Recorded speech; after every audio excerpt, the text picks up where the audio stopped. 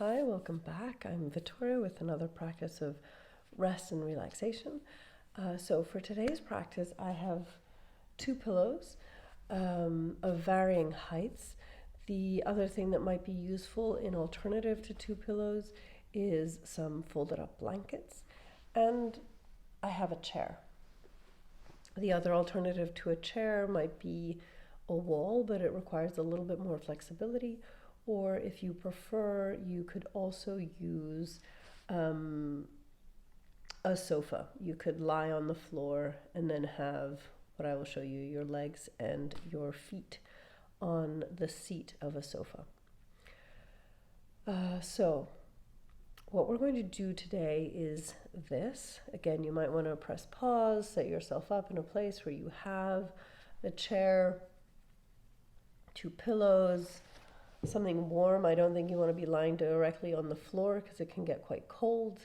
And if you are someone who gets quite cold when you relax, I would highly, highly recommend a blanket. There is nothing worse. Well, there are plenty of things that are worse in this world, but I think that in terms of practices, if we are trying to relax and we get that that little shiver of cold, it takes away from the relaxation. So in the realm and given our theme this month of rest and relaxation, if you have a blanket, better to be a little bit too hot than be a little bit too cold. So it might take a second to figure out how to get into this pose and what the right distances are. But what I'd like for you to do is come sit sort of 90 degrees to your sofa, right? And then you're going to bring your knees into your chest. You're going to slightly move the hips closer to the sofa so that you can roll towards your back. Begin to lift one leg over the seat of the sofa or a chair, if like me you're doing it with a chair. And then kind of keep helping yourself with your elbows so that you can get both your chairs, your legs on the chair. And what I've done here with the pillows is I want one pillow underneath my shoulders and then a pillow that maybe is a little bit higher underneath my head. I find that if I lie flat on the ground, I stay in this slightly alert and activated place. And so lifting the shoulders a little bit, lifting the head a little bit might allow the rib cage to settle a little bit more, allow the whole body to get into more relaxed position. So once you are in the position, I would like for you to stay there. And once you are in the position, you might have wanted to press pause, get into the position. Might take you a while to settle into the position. And then once you are settled into the position, come back and press play.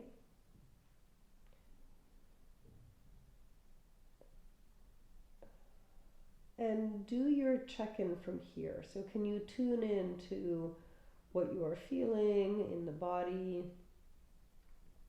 becoming aware of what's going on with the breath, noticing how alert the mind is. And just for the sake of discussion, alert is not bad. Alert can be good if I am the one directing the focus. What often happens is that we can be very, the mind is very excited and the mind is pulling us in lots of different directions, and it's not necessarily us directing the mind. And so notice, is it alertness that where I am able to direct the focus? Or is it a mind that is being pulled in 101 directions? The expression one of my teachers used to use is, are you channel surfing? This idea when before Netflix we had remote controls and we would just keep changing and changing and changing the channel quickly one after the other. And is there the sense that the mind is in that place where it's changing subjects and directions without really being directed. And maybe it takes a while for the body to relax, to accept the support of the chair or the sofa. So notice how maybe the body adapts the amount of work, muscular work, that it uses to keep you in the pose. And then at some point it might be nice to bring the hands somewhere on the body, whether it's on the belly or on the chest, whether it's two hands in the same place or one hand in two different places.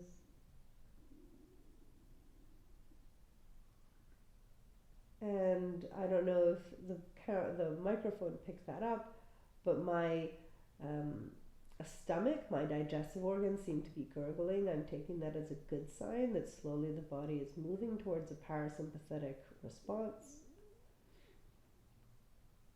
And I might want to help that along a little bit by maybe noticing the movement of the belly on my breath. Can I encourage the belly to move towards the hand or hands that are on it as I inhale and exhale? And this is another place where if there was a particular breath pattern that was helpful to you, if there was a particular breath pattern of balancing the inhale with the exhale, or lengthening the exhale, that you found was that particular combination that worked for you. Think of it as a recipe. Very often recipes talk about add salt and pepper to taste. In Italian, the expression is zucchero quanto basta. And the to taste, or the quanto basta, will be very subjective. And so choosing the breath, whether it's balancing the inhale with the exhale or lengthening the exhale, is a question of what is the right recipe for you. And again, you want to do it with a level of ease and comfort. We don't want to be military sergeants. I don't know about you, but my experience of doing these breath patterns with an external count seems to add anxiety as opposed to help the body release it. So don't be strict or exacting, but just notice what pattern has worked for you and softly, gently coax the breath towards that pattern. And maybe you can feel the weight of the calves on the seat. You can feel the way that the hips rest onto the floor. Notice which parts of the body are in contact with the earth. If you haven't already done so, you might want to slowly, slowly turn the head to the left and to the right.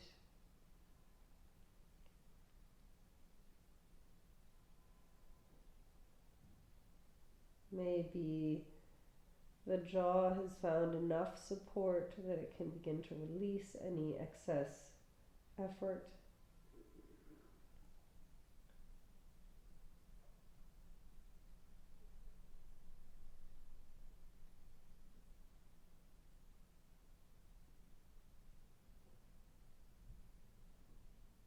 And then just allow the pose to do the work. Can you allow the sofa to hold the weight of your legs? Allow the floor to feel and hold the weight of your chest, your head, your hips. And while for the purposes of the recording, I will slowly roll myself out of the pose and come to stop the video, this is one of those practices where sometimes time has a very, very weird way of passing very quickly. And so grant yourself the grace to spend as much time here as feels comfortable. And keep sporadically doing little check-ins. What am I noticing now? What feels different? When it does come time to come out of the pose, you're going to bring the knees to the chest and roll to one side. And you're going to want to maybe stay here for a couple of breaths. And like in our nomadic rock, coming out of the pose softly, slowly, and smoothly is going to be almost part of the practice. Or not even almost, it is part of the practice. If I come out too fast or in movements that are too sudden or too jerky, that'll move the nervous system out of wherever we have managed to bring it from a parasympathetic perspective. So again, where can you find time to drop into this practice, and where can you drop this practice and create a weekly ritual for doing a pose like this, which might not only teach us how to relax, but again, might be something that if you are struggling to sleep, if you're noticing that you're very anxious at the end of your day, might be something to integrate into a routine or ritual before bed. Have a great, great evening.